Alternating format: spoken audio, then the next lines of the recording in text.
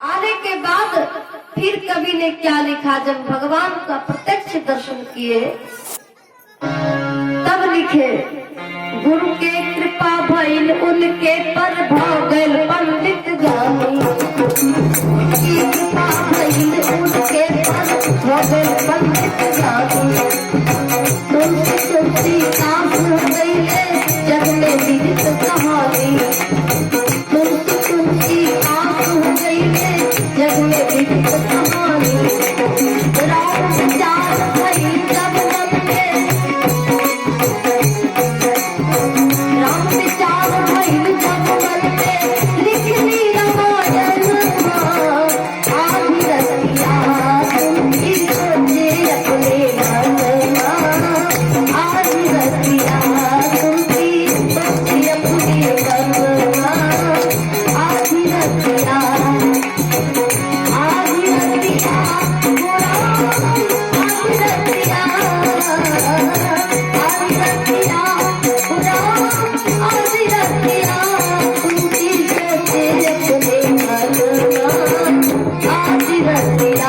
तुमकी सोचे अपने मन, आधी रतिया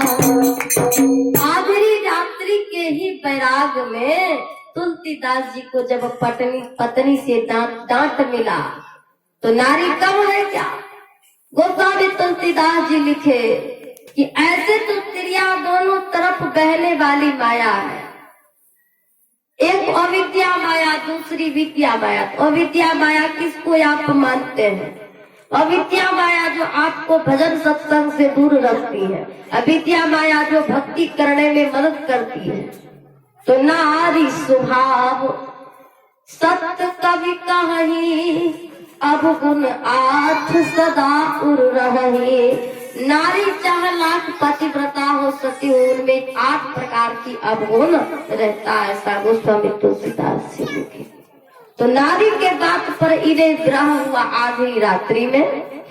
आधी रात्रि के ही वैराग ज्ञान करा दिया कि संसार ये क्या है, संसार ये दुनिया दुख रूप है, जन्म मरण की खान, हे प्रभु बाहर कीजिए दीन बंधु भगवान, ये दुनिया दुख रूप है।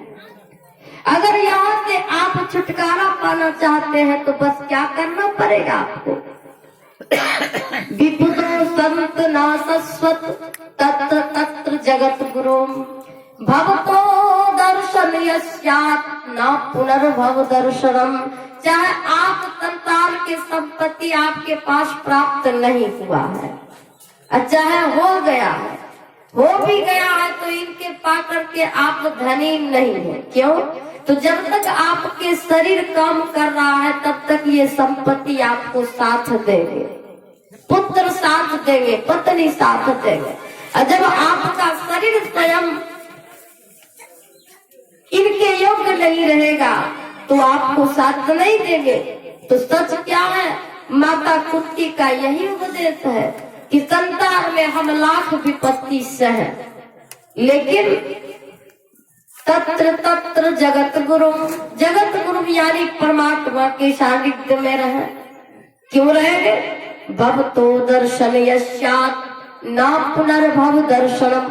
एक बार अगर हम परमात्मा का दर्शन कर लिए, सतगुरु का दर्शन कर लिए ना, तो जीवन में हमारे आवागमन मिट जाएगा। तो संसार में क्या है दुख? आवागमन सम दुख दूजा है नहीं जग में कोई, इनके निवारण के लिए प्रभु भक्ति करनी चाहिए। सबसे बड़ा दुख क्या है? जन्म लेना बार बार और बार बार मर जाना, ये सबसे बड़ा दुख है। इसीलिए जगत गुरु शंकराचार्य जी महाराज लिखे हैं कि जो ये भवरोग से छुटकारा चाहते हैं तो पुनरपि जननम पुनरपि मरणम पुनरपि जननी जठरे शरणम पुनरपि जननम पुनरपि मरणम पुनरपि जननी जठरे शरणम। यम संसारे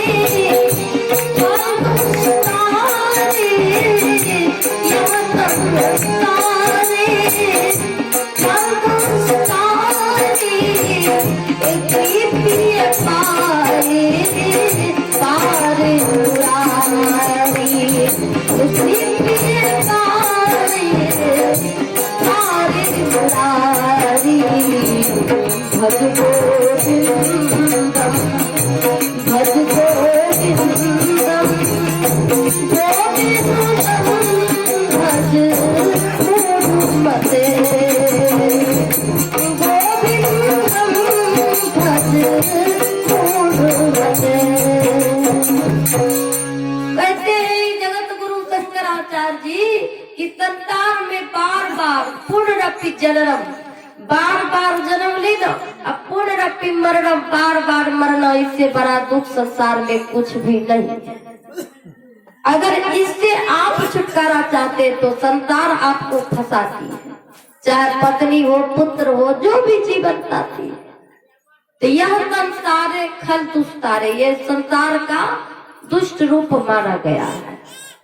इसे अगर पार चाहते हो तो कृत्य पाए पारे मुरारी, हे भगवान हे गुरु इससे भाव पार करो मुझसे। तो भज गोविंदम भज गोविंदम गोविंदम भज मूढ़मते, उन श्री हरि यानी परमात्मा का भजन करो गुरु से दीक्षा लेकर के।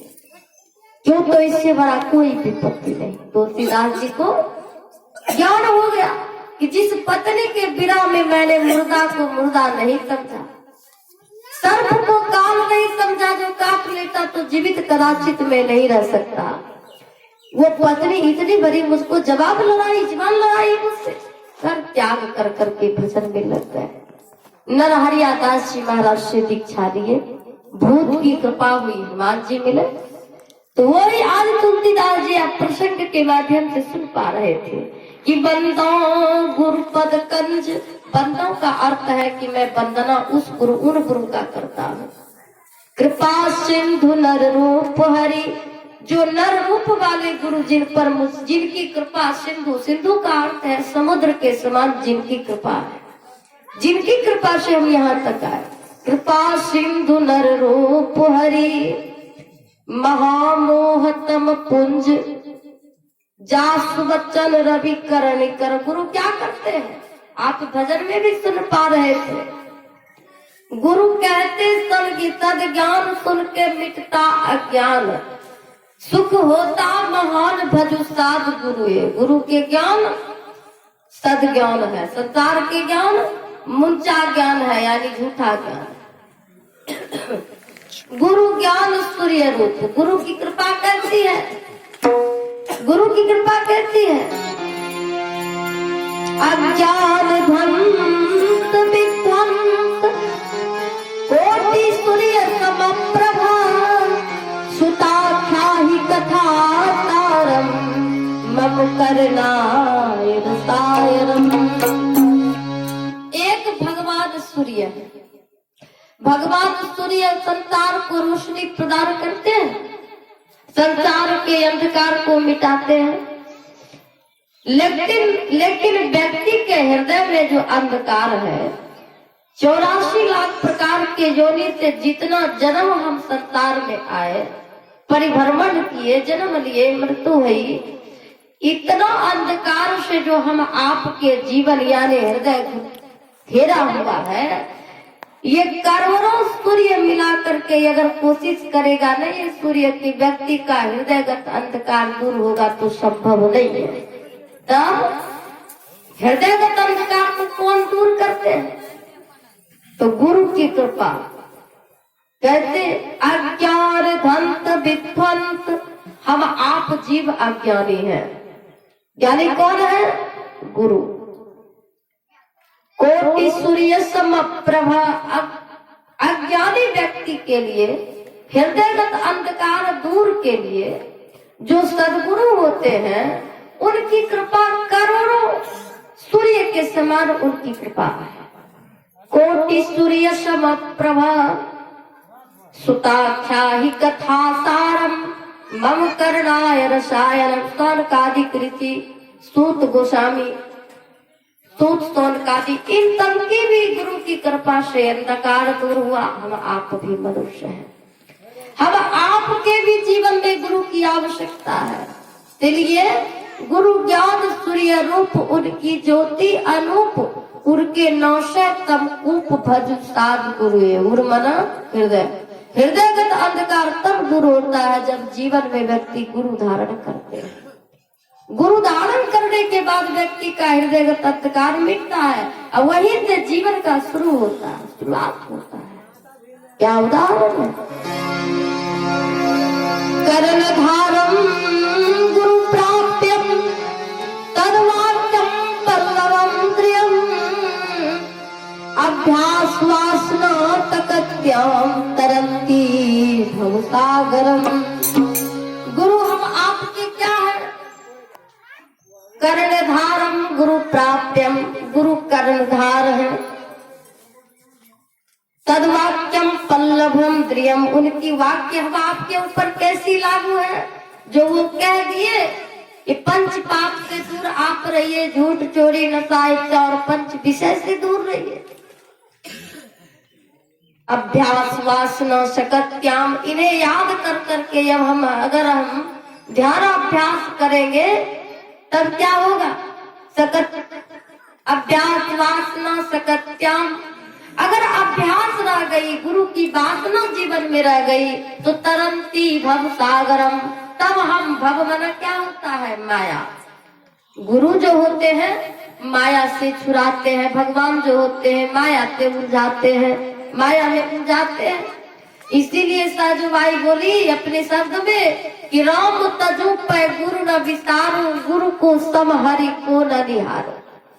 गुरु के समान परमात्मा भी नहीं होते, गुरु के आगे परमात्मा को भी झुकना पड़ता। इसीलिए भक्तों जीवन में सबको गुरु करना चाहिए। क्यों?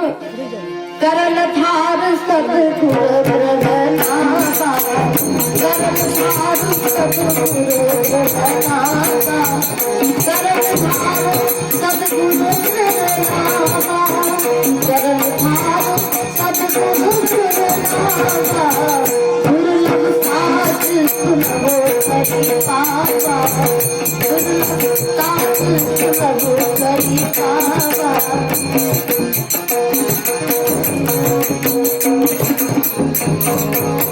कर्णधार सद्गुरु दृढ़वा, हम आप मनुष्य का शरीर है, इस शरीर में कितना बोल है। जैसे ये श्याम वेद, इनका नाम है आर्यन, इनमें कितना आवाज है जो अनुभवी होगा, जो बजाना जानेगा वही न बजाएगा। तो वही हम आपके शरीर में कितना शब्द है, कितना प्रकाश है, कितना तीर्थ है, कितना देवी देवता है, वो सबका अनुभव कराता है कौन? तो सद्गुरु जीवन में करा देते। इसीलिए कर्णधार सद्गुरु दृढ़नावा, दुर्लभ ताज सुलभ करी पावा, बिना गुरु के कृपा, गुरु कृपानुसार ये शरीर हम आपके सुंदर साज के समान मनुष्य का शरीर है, और गुरु कृपा अनुकूल ये भवसागर से तरने योग यानी नौके के भांति शरीर है। भव मन माया, सागर मन समुद्र, तो गुरु माया से छुड़ाते हैं और भव सागर से यानी इन सागर से पार करते हैं।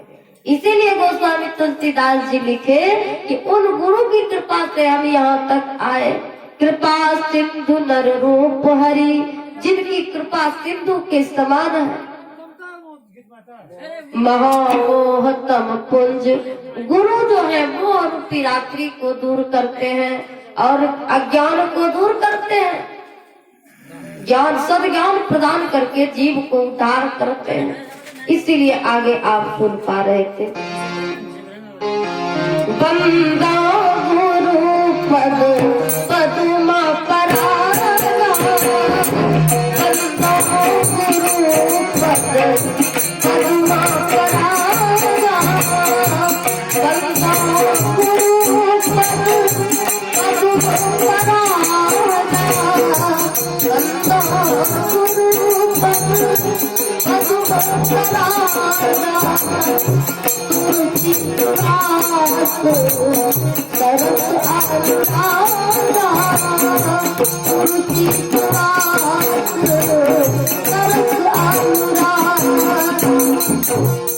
बंदो गुरु पद पद्म परागा।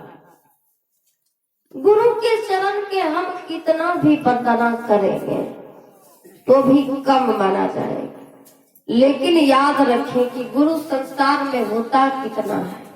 तो प्रथम गुरु आपके घर में माता पिता है, जो जन्म आपको दिए। माता पिता के आप गर्भ में रहे, वहाँ गर्भगृह में आपका रक्षा कौन कर रहे थे? तो वो परमात्मा गुरु थे। एक ऋण तो परमात्मा का हो चुका संसार में हम आपके ऊपर, दूसरा ऋण माता पिता गुरु का है, जिन्होंने तेज पुंज से हम आपका जन्म दिए, भरण पोषण किए और पढ़ा लिखा करके योग्य बनाए। उन माता पिता की बहुत बड़ी भूमिका है, जिनकी कर्ज हम आप दे नहीं पाते। तीसरा ऋण जो जीवन में समाज का हम खाते हैं, कभी विवाह होता है, श्राद्ध होता है, सत्संग होता है, खिलाते, वो समाज का ऋण हुआ। चौथा जो गुरु आपके जीवन में दीक्षा प्रदान के कल्याण का राह बताते हैं, 4 तरह का ऋण हम आपके ऊपर है। तो बंदो गुरु पद पद्म परागा, गुरु के चरण की इस प्रकार से भगवान शिव जी कहते हैं कि हम वंदना करते हैं। सुरुचि सुवास सरस अनुरागा, जिनके हर क्षण, जिनके हर पल, जिनके हर वातावरण में सुरुष सुवास, जिनके निवास भी सेंट के भांति गम गम करे। तो सेंट का मतलब क्या होता है? वो लगाने वाला सेंट नहीं, आपके वातावरण जीवन में अच्छा बने, महात्मा हो या सत्संगी, वो सेंट के भांति होता है। सुरुचि, सुरुचि का अर्थ है कि अपने रुचि के साथ उन गुरु की हम वंदना करें। सुरुचि सुवास सरस अनुरागा, अनुराग भाव से हम अपने गुरु के अनुकूल रहे और सेवा करें, भक्ति करें। आगे आप पा रहे अभी अमोरी में सुकृत शंभु, अभी अमोरी में चूरन चारू, अभी अमोरी में चूरन चारू, समरुत कल भगो रुच परतारू, समरुत कल भगो रुच परतारू, सुकृत शंभु विमल विभूति, सुकृत विमल विभूति, मधुर मंगलो भूति प्रसूति, मधुर मंगलो भूति प्रसूति। कहते हैं अभी अमोरी में चूरन चारो। तो भगवान शिव के जैसे संसार में कोई ज्ञानी दूसरा नहीं थे। अब उन्हीं के ये पद है जो आप सुन रहे हैं ना। सर्वप्रथम भगवान शिव जी ही गुरु की महिमा। आप कहेंगे कि भगवान शिव के गुरु कौन थे? तो भगवान शिव के भक्त तो यूं डायरेक्ट कहते हैं हमारे गुरु महादेव को कोई गुरु नहीं है। नहीं, शास्त्र के विहीन बात बोलना उचित नहीं है। भगवान शिव जी के गुरु जी थे अंगिरा ऋषि। अंगिरा ऋषि से भगवान शिव दीक्षित हुए थे। अंगिरा ऋषि, तो अंगिरा ऋषि से जब भगवान शिव दीक्षित हुए, इतना ही नहीं, भगवान शिव जी के जैसे भक्ति करने वाले संसार में कोई नहीं है। इतना भजन किए। अमी, अमी ये शब्द है अमृत। अमी का दूसरा अर्थ है अमृत। तो भगवान शिव भगवान के नाम में इतना रत रहते थे, इतना तलीन रहते थे कि जब देव दानव देवासुर संग्राम हुआ, तो देवासुर संग्राम में देव दानव मिल करके, देवासुर संग्राम ऐसे नहीं हुआ, देव दानव दोनों मिलकर के समुद्र का मंथन किए। मंथन करने में उनमें 14 रत्न की प्राप्ति हुआ। और समय भी लगभग होती जा रही है, बस ज्यादा देर नहीं। आप लोग दूर दराज से आए हैं, मुझे विदित है, बस बिल्कुल शॉर्ट कर रहे हैं। तो भगवान शिव जी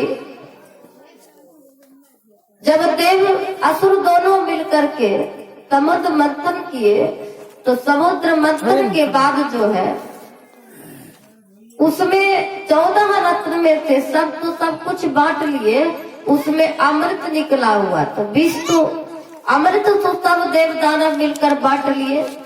हालांकि दानव एक ही था जिनका नाम सुरभानु नाम का राक्षस था। सुरभानु ही अमृत को पीने की प्रयास किया, पी तो लिया, लेकिन भगवान मोहिनी के रूप जो धारण किए हुए थे, तो ये अपने स्वरूप में आकर के चक्र सुदर्शन से यानी वो राक्षस को समाप्त किया। तो आधा बन गया राहु, आधा हो गया केतु। सुरभानु नाम का दानव था जिन्होंने अमृत पीने का प्रयास किया। तो जब विष बच गया तो देवता तो सब अमृत पी लिए, इसलिए अमृत स्वरूप को प्राप्त कर लिए। अब विष पीने की बारी आई, तो उस समय भगवान शिव जी जो गुरु प्रदत्त मंत्र का जप करते थे, जो हम आप रात दिन गाते हैं कि अति पावन गुरु मंत्र मणहि मन जाप जपू, उपकारी गुरु रूप को मानस ध्यान तपू। गुरु नाम की बहुत बड़ी महिमा है। तो गुरु प्रदत्त मंत्र का जब जप करते थे भगवान शिव, तो सभी देवी देवता एक तमस्या लेकर के आ गए। हे भोले बाबा, सब चीज तो 13 रत्न आपस में बांट ही लिए, किंतु ये 20 भी एक रत्न है, कोई लेना नहीं चाहता है, तो आप कृपा करके इन्हें आप ग्रहण कर लें। तो भगवान शिव जी भगवती पार्वती को देखे, और जब पार्वती को देखे तो पार्वती को देखने के बाद क्या हुआ, पार्वती जी से भगवान शिव पूछा कि देवी क्या करूं, देवता का दिया ये विष पीऊं, तुम क्या चाहती? तो कोई पत्नी अपने पति से भला कैसे कहेगी कि हाँ पति देव आप विष पी लीजिए, कोई नहीं कहेगी। भगवान यानी भगवती पार्वती जी बोली कि हे पति देव, जिसमें संसार का हित हो और मेरा भी कुछ न बिगड़े वही आप करें। तो भगवती पार्वती जी की भावना को समझते हुए भगवान शिव ने, कवि ने लिखा कि मौत सहित विष खाई के शंभु गए जगदीश, बिना मौत अमृत पिए राहु कटाए शीश। गुरु प्रदत्त मंत्र के सहारे भगवान शिव राम बोले, उसके बाद 9 बोले मुख बंद कर लिए, तो विष भी अमृत के समान हो गया। इसीलिए गोस्वामी तुलसीदास जी लिखे, वही भगवान शिव आज कह रहे हैं कि गुरु जब जीव के ऊपर कृपा करते, गुरु की कृपा से मैंने जब अमृत पान विष पान किया, तो गुरु नाम के प्रभाव से देखो मेरा संसार में रक्षा हुआ। अमी अमोरी मैं चूरन चारो, असवन सकल भव रुच परिवारों। कहो तो भव, और भव मना होती है माया में, पहले भी बोले अब भी बोले। तो संसार में अगर कोई भी कृपा आप पर करेंगे, कोई धन दिया, कोई बेटी दिया, कोई कुछ दिया, कोई कुछ किया, तो आपको माया ही तो दिया।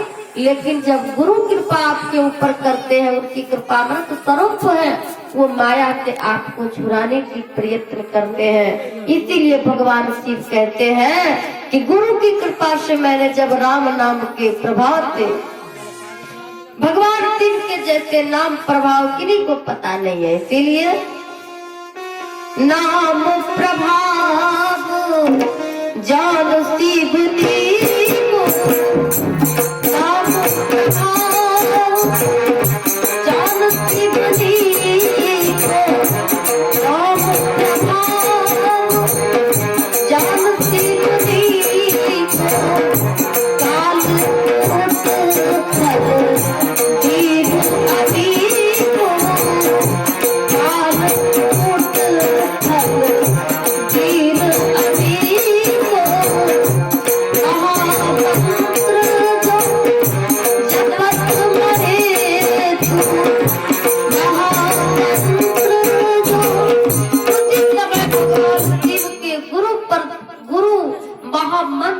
विश्वास हुआ कि देखो गुरु प्रदत्त मंत्र के माध्यम से मैंने विष पी लिया तो अमृत बन गया, इसलिए अभी अमोरी मैं चूरा न चारू।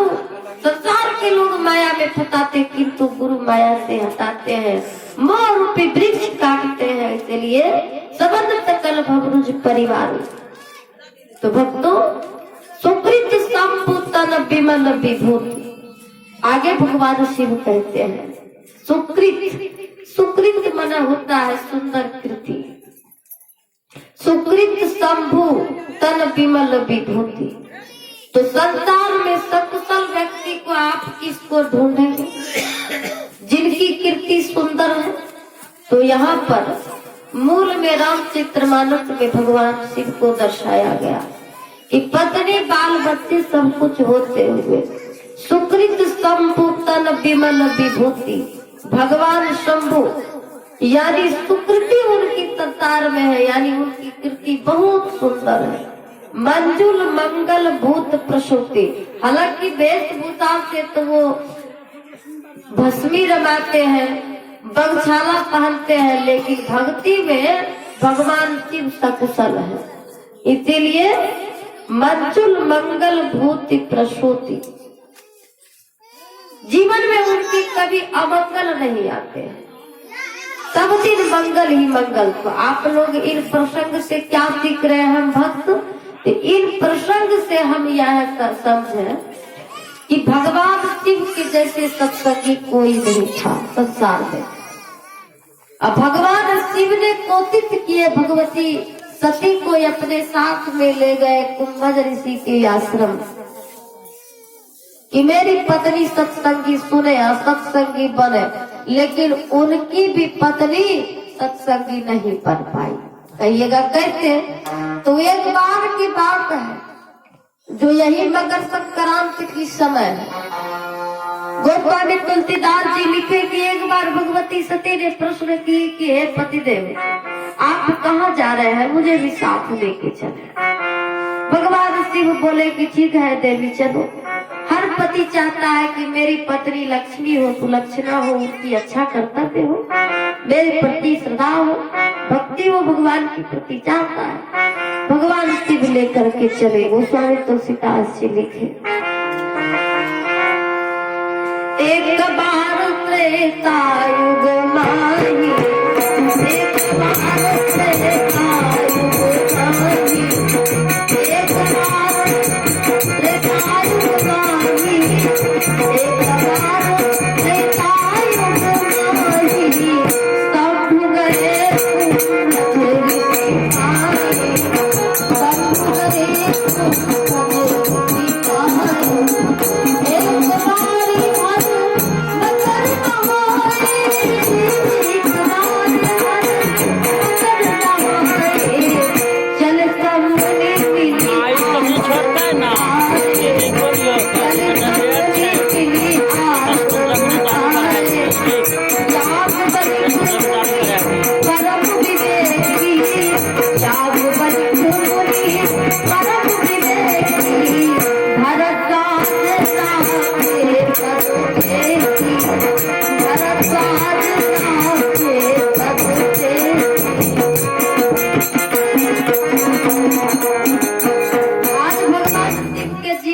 अमंगल क्यों नहीं आया?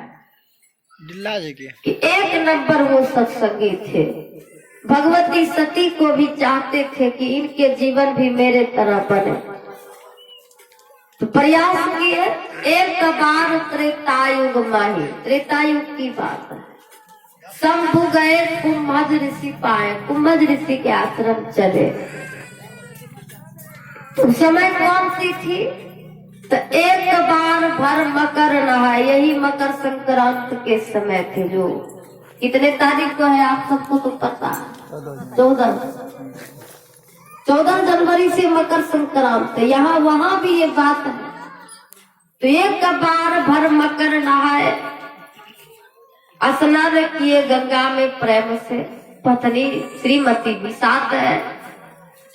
चले सब मुनि मिली आश्रम आए, सभी मुनि महात्मा थे। कौन कौन थे? भरद्वाज ऋषि थे, याज्ञवल्क्य जी थे, और सभी आदि महात्मा भी थे। अगस्त ऋषि भी। और जब चले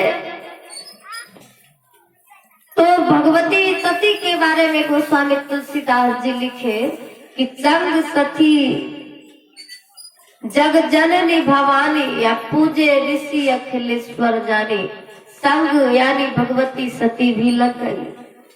दोनों पति पत्नी प्रेम से कथा में गई, जैसे आप लोग सत्संग में बैठे ऐसे। लेकिन वहां क्या थे, सब लोग प्रेम से सुन रहे थे।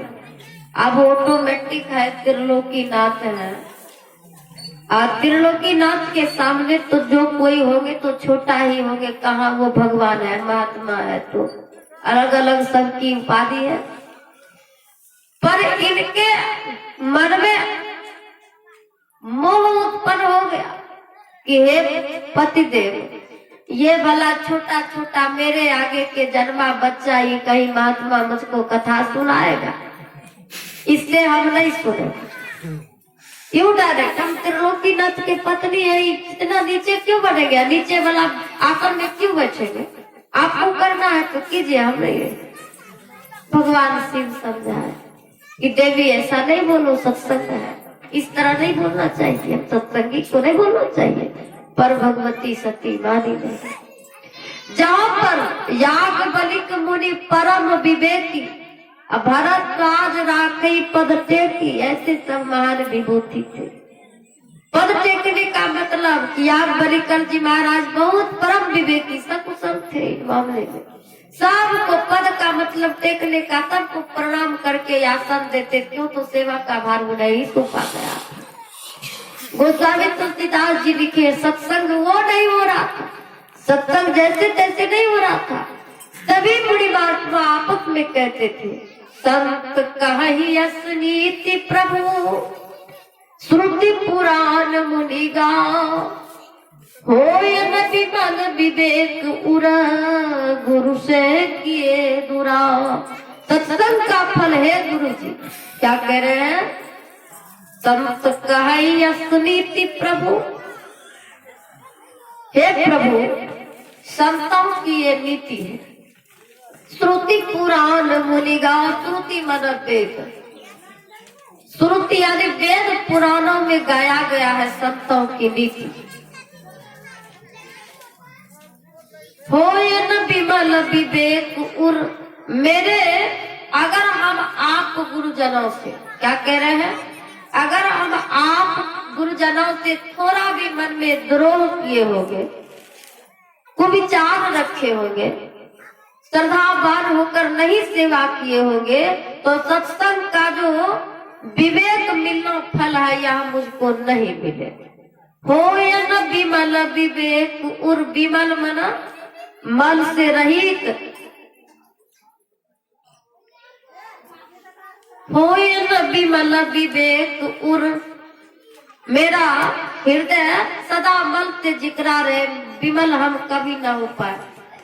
गुरु से किए दुरा, जब हृदय विमल नहीं होगा तो विवेक तो नहीं मिलेगा, और जब विवेक नहीं मिलेगा तो राम जी की कृपा जब होते हैं, वो कृपा भी मुझ पर ना हो। अगर मैं गुरु की प्रति बुरा भाव रखे होंगे, इतने सारे दिव्य महात्मा थे भक्तों, इतना सब होते हुए भी भगवती सती के मन में जब मोह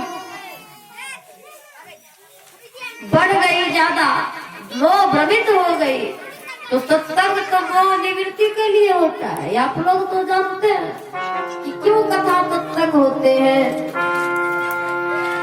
तो राम कथा सुंदर करतारी, राम कथा सुंदर करतारी, राम कथा सुंदर करतारी, राम कथा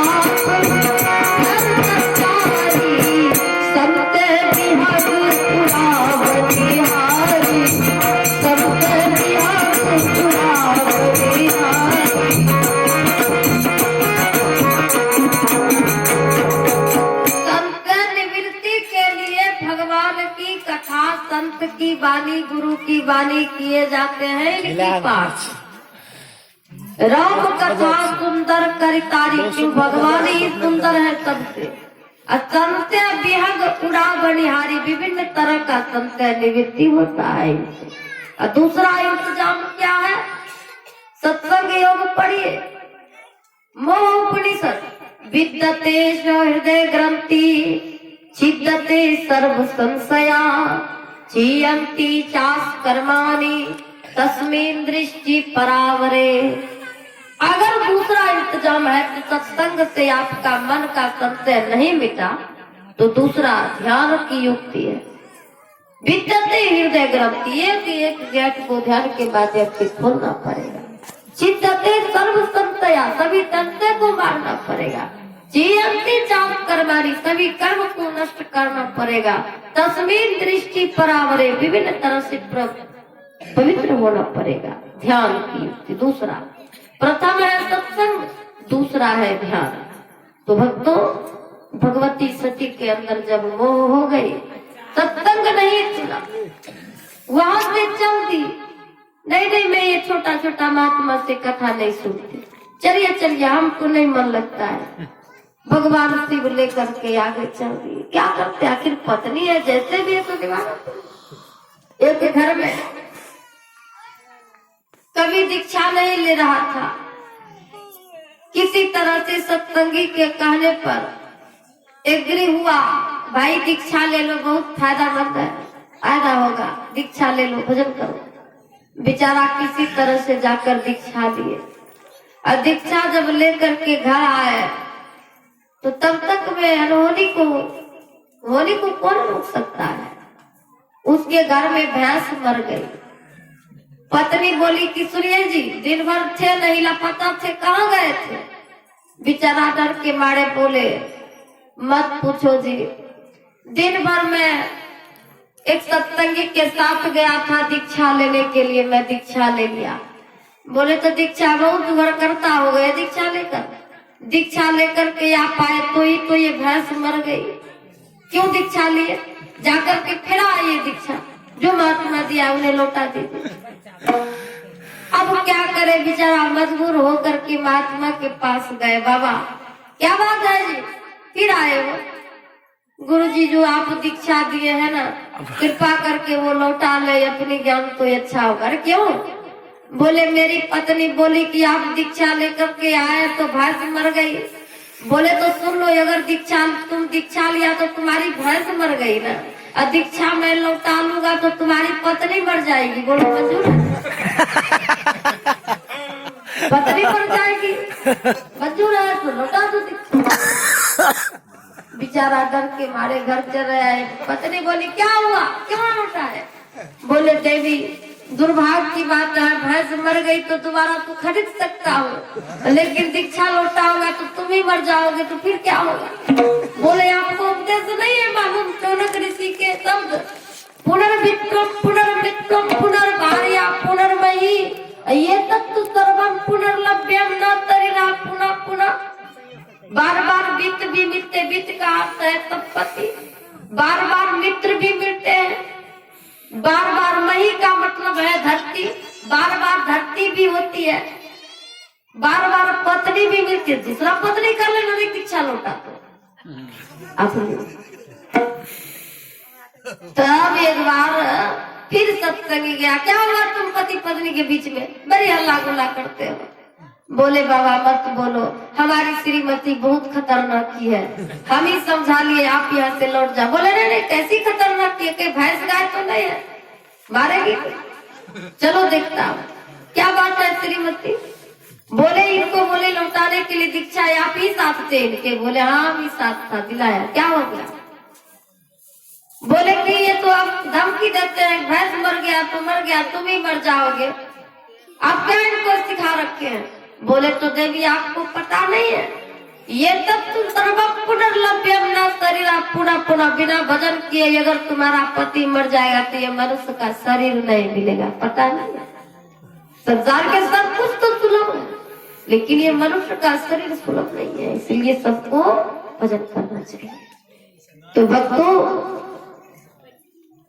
भगवती सती को भगवान शिव खूब समझाया कि नहीं माना, पति पत्नी की बात निभाना तो पड़ता है। धीरे धीरे रास्ते में आए, रास्ते में जब आए तो भगवान लीलाधारी प्रभु जो लीला करते थे, सीता के वियोग में भगवान रो रहे थे, नारी विरह दुख लहर हुआ पारा। सबसे पूछ रहे थे भगवान, क्या पूछ रहे थे?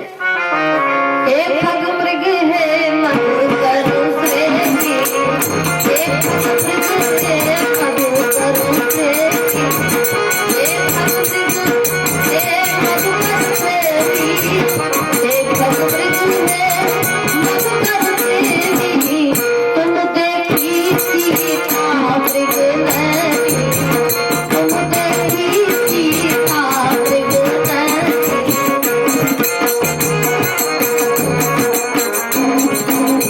कहते हे खग मृग हे मधुकर श्रेणी, तुम देखी सीता मृग नैनी। क्या आपने सीता को देखा है?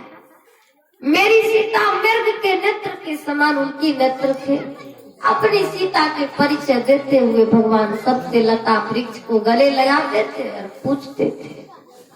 उसी समय भगवान शिव भगवान राम से मिले और कह दिए कि जय सच्चिदा नंद जग पावन, अस्कई चले मनोदिन तावन। हे प्रभु आपकी जय हो भगवान सच्चिदानंद घन पावन प्रभु को प्रणाम किए भगवान शिव जी। परंतु सती भी तो अहम से फूले पाके कुछ भी नहीं। आगे जब कुछ दूर बढ़ी, पति देवी पागल के भांति जहाँ जहाँ देखती हूँ धरती को प्रणाम करते कि सत्संग होने वाले हैं, यज्ञ होने वाले।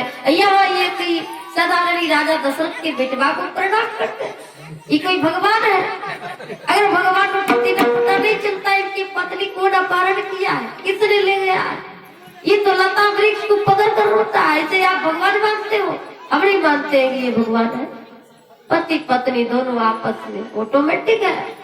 अखिल भारतीय सत्संग हो कि यदि क्या होता है वार्षिक गोष्ठी हो, पति पत्नी बड़े सलामते जाती है लेकिन उधर से लड़ाई करके आते हैं। क्यों? माता सती का ये वाक्य है, शुरू तो वो ही की है, आज ये लोग करती है।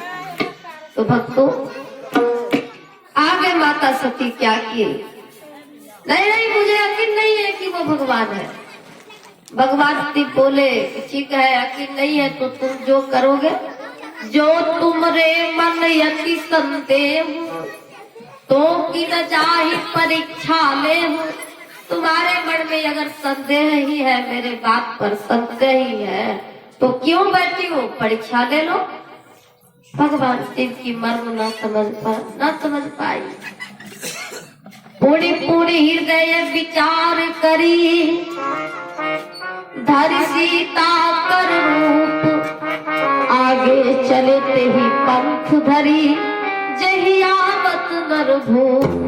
बार बार हृदय में विचार किया, मन जब कोई सलाह नहीं दिया तब वो धरती कर रूप सीता की रूप धारण कर। अब कहाँ खड़ी हो गई? आगे चले से ही पंथ धरी, पंथ मन रास्ता, जही आवत नरभूप, जहाँ से दोनों भाई विचर रहे थे, यानी आवत। अब भगवान राम पूछ दिए कि देवी पूछे राम